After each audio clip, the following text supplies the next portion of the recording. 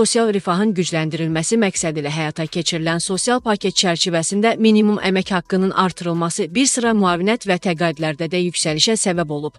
Bu artımlardan biri də peşə təhsili alan tələbələrə verilən təqaüdlərlə bağlıdır. Mövcud qanunvericiliyə əsasən peşə təhsili alan tələbələrə ödənilən təqaüdün məbləği minimum əmək haqqının 50% həcmində müəyyən olunur. Əvvəllər minimum əmək haqqı 345 manat olduğu üçün bu təqaüdün məbləği 172,5 manat təşkil edirdi. Lakin 2024-cü ildə minimum əmək haqqının 400 manata yüksəldilməsi ilə bu göstərici də artıb. Beləliklə, peşə təhsili alan tələbələrə artıq 200 manat məbləğində aylıq təqaüd ödənilir ki, bu da öncəki məbləğlə müqayisədə 14% artım deməkdir. Təqaüdlərin artırılması peşə təhsilinə marağın yüksəlməsinə, tələbələrin maddi vəziyyətinin yaxşılaşdırılmasına və onların təhsilə daha çox fokuslanmasına töhfə verəcək. Bu addım eyni vaxtda ölkədə peşə təhsilinin inkişafına dəstək olmaqla yanaşı, gələcəkdə ixtisaslı kadrların yetişdirilməsinə müsbət təsir göstərəcək. Bundan əlavə başqa təqaüd və sosial müayinətlərin artırılması ilə bağlı ölkə başçısının tapşırığına uyğun olaraq Nazirlər Kabineti